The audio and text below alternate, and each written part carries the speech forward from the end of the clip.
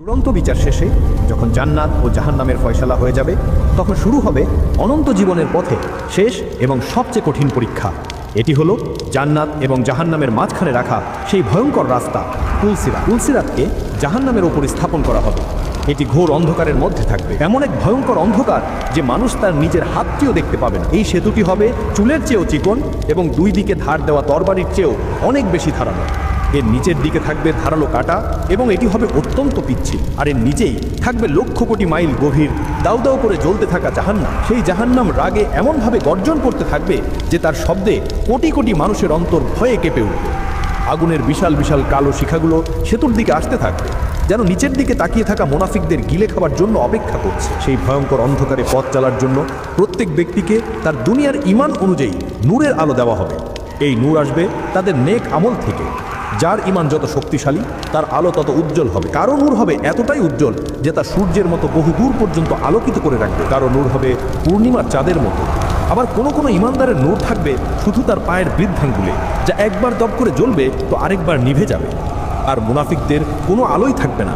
তারা সেই ঘুটঘুটে অন্ধকারেই পথ চলা শুরু করবে। প্রত্যেক মানুষকে, সে নবী হোক বা সাধারণ মানুষ, এই পুলসিরাত পার হয়েই জান্নাতে যেতে হবে। আমাদের প্রিয় নবী হযরত মুহাম্মদ সাল্লাল্লাহু আলাইহি ওয়াসাল্লাম সেদিন পুলসিরাতের ওপারে দাঁড়িয়ে তার উম্মতের জন্য দোয়া করতে থাকবেন। তিনি বলবেন, হে আল্লাহ, আমার উম্মতকে রক্ষা করুন, আমার উম্মতকে রক্ষা করুন। যখন নেককার বান্দারা পুলসিরাতের কাছে আসবেন, তখন তাদের ঈমানের আলোয় সেই ভয়ঙ্কর রাস্তাও আলোকিত হয়ে যাবে। তারা তাদের আমল অনুযায়ী ভিন্ন ভিন্ন গতিতে পার হতে থাকবেন। প্রথম দল, তারা চোখের পলকে পার হয়ে যাবেন।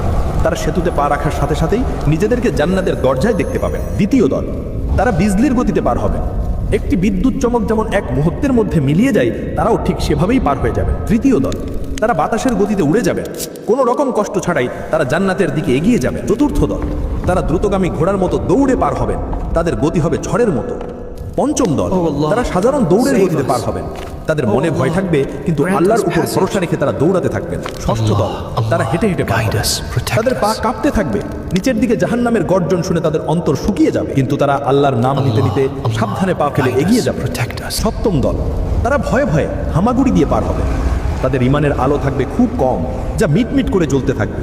সেই ধারালো সেতুতে তাদের হাত পা কেটে যাবে, শরীর ক্ষতবিক্ষত হয়ে যাবে, জাহান্নামের হুকগুলো তাদের কাপড়ে আঁচড় কাটবে, কিন্তু তারা আল্লাহর রহমতে শেষ পর্যন্ত পার হয়ে যাবে। কিন্তু পাপীরা, মুনাফিকরা যখন সেই অন্ধকার আর পিচ্ছিল সেতুতে পা রাখবে, তখন তাদের পা থরথর করে কাঁপতে শুরু করবে। তাদের কোনো আলো থাকবে না। তারা নেককারদের আলোর দিকে তাকিয়ে এগোতে চেষ্টা করবে, কিন্তু মুনাফিকদের আলো আল্লাহ নিভিয়ে দেবেন। তারা এক পা এগোবে তো 10 পা পিছিয়ে যাবে। সেই চুলের চেয়েও চিকন রাস্তায় তারা ভারসাম্য রাখতে পারবে না। ঠিক সেই মুহূর্তে পুলসিরাতের দুই পাশে থাকা জাহান্নামের ধারালো হুক, যেগুলো আল্লাহর হুকুমের অপেক্ষায় ছিল, সেগুলো বিদ্যুৎ গতিতে এসে তাদের শরীরে গেঁথে যাবে। সেই হুকগুলো তাদের মাংস ছিঁড়ে ফেলবে, তাদের শরীরকে ক্ষতবিক্ষত করে দেবে। তারা বাঁচার জন্য ভয়ঙ্কর চিৎকার করতে থাকবে। এমন এক ভয়ঙ্কর দৃশ্য যা শুনে বাকিরাও ভয়ে কেঁপে উঠবে, কিন্তু তাদের বাঁচার মতো কেউই থাকবে না। অবশেষে তারা সেই ধারালো সেতুতে ভারসাম্য রাখতে না পেরে এক ভয়ঙ্কর চিৎকার করে নিচের গনগনে জাহান্নামের আগুনে পড়ে যাবে। এভাবেই পুলসিরাতের এই চূড়ান্ত পরীক্ষার মাধ্যমে নির্ধারিত হয়ে যাবে মানুষের অনন্ত ঠিকানা। যারা সফলভাবে পার হতে পারবে, ফেরেশতারা তাদের স্বাগত জানানোর জন্য জান্নাতের দরজায় অপেক্ষা করতে থাকবেন। আর যারা পুলসিরাত পার হতে না পারল, তাদের পতন শুরু হয়। এক ভয়ঙ্কর চিৎকার করতে করতে তারা জাহান্নামের সেই ভয়ঙ্কর গভীরের দিকে পড়তে থাকে। হাদিসে এসছে, একটি পাথরকে জাহান্নামের কিনারা থেকে নিচে ফেলা হলে তার 70 বছরেরও বেশি সময় লাগে ওই জাহান্নামের তলায় পৌঁছাতে। একবার ভাবুন তো সেই মুহূর্তটি কত দীর্ঘ আর ভয়ঙ্কর হবে। যখন তারা জাহান্নামের তলায় গিয়ে পড়বে, তখন প্রথম যে জিনিসটা তারা অনুভব করবে তা হলো এক অসহ্য গরম। এমন এক তাপ যা দুনিয়ার কোনো আগুনের মতো নয়। জাহান্নামের আগুন দুনিয়ার আগুনের চেয়ে 70 গুণ বেশি শক্তিশালী এবং এর রং ঘুটঘুটে কালো। তারা শুনতে পাবে লক্ষ কোটি মানুষের কান্নার আওয়াজ, চিৎকার আর আর্তনাদের শব্দ, আর তাদের নাকে আসবে পচা গলা লাশের মতো এক জঘন্য দুর্গন্ধ। ঠিক সেই মুহূর্তে তাদের স্বাগত জানানোর জন্য এগিয়ে আসবে জাহান্নামের জাবানিয়া ফেরেশতারা। তাদের দেখতে হবে অত্যন্ত ভয়ঙ্কর। তাদের চোখে কোনো দয়া মায়া থাকবে না। তারা কোনো কথা না বলেই বিশাল বিশাল আগুনের শিকল দিয়ে সেই পাপী বান্দাদের হাত পা বেঁধে মুখের উপর দিয়ে টেনে হিসড়ে নিয়ে যাবে জাহান্নামের নির্দিষ্ট স্তরের দিকে। সেখানে শুরু হবে তাদের অনন্ত শাস্তির জীবন। তাদেরকে পান করার জন্য দেওয়া হবে টকবক করে ফুটতে থাকা গরম পানি, যাকে বলা হয় হামিম।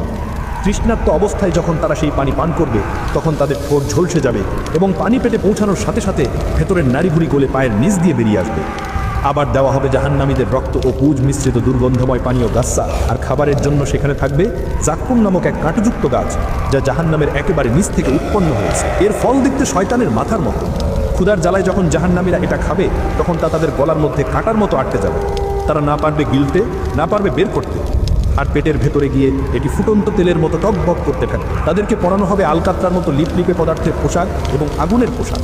তাদের মাথার উপর অনবরত ঢালা হতে থাকবে ফুটন্ত পানি। জাহান্নামের আগুন তাদের শরীরকে পুড়িয়ে কয়লা করে দেবে, কিন্তু যখনই তাদের শরীরের চামড়া পুড়ে গলে যাবে, তখনই সেখানে আবার নতুন চামড়া লাগিয়ে দেওয়া হবে, যাতে তারা এক মুহূর্তের জন্য শাস্তি থেকে মুক্তি না পায়, যাতে তারা শাস্তির স্বাদ একটানা ভোগ করতে পারে। তাদেরকে পেটানোর জন্য থাকবে লোহার বিশাল বিশাল হাতুড়ি। এক একটি আঘাতের ফলে তাদের মাথার খুলি চূর্ণ বিচূর্ণ হয়ে যাবে এবং তারা ব্যথায় এমনভাবে চিৎকার করতে থাকবে যা শোনার মতো কেউই থাকবে না। তারা এই ভয়ঙ্কর শাস্তি থেকে বাঁচার জন্য, মৃত্যুর জন্য আকুল হয়ে চিৎকার করবে, হায় যদি আমাদের মৃত্যু হতো, যদি আমাদের এখানেই সব শেষ হয়ে যেত। কিন্তু সেদিন আর কোনো মৃত্যু থাকবে না। তারা জাহান্নামের প্রধান প্রহরী মালিক ফেরেশতার কাছে আকুতি করে বলবে, হে মালিক, তোমার রবকে বলো যেন তিনি আমাদের এখানেই শেষ করে দেন। আল্লাহ ওই পাপী মুনাফিক জাহান্নামীদের হাজার হাজার বছর পর অত্যন্ত কঠোরভাবে উত্তর দেবেন, না, তোমাদের এখানেই চিরকাল ফাটতে হবে। তারা তখন জান্নাতীদের দেখতে পাবে এবং তাদের দেখে বলবে, হে জান্নাতের মানুষেরা, দয়া করে আমাদের উপর একটু পানি ঢেলে দাও। আল্লাহ তোমাদের যে খাবার দিয়েছেন সেখান থেকে সামান্য কিছু আমাদের দাও। জান্নাতীরা উত্তর দেবে, আল্লাহ এই সব কিছু কাফিরদের জন্য হারাম করে দিয়েছেন। হতাশায় আর আফসোস করতে থাকবে ওই জাহান্নামীরা। তারা একে অপরকে দোষারোপ করতে থাকবে। অনুসারীরা তাদের নেতাদের বলবে, তোমরাই তো আমাদের ভুল পথে নিয়ে এসেছিলে। নেতারা উত্তর দেবে, আমরাও তো নিজেরাই ভুল পথে ছিলাম।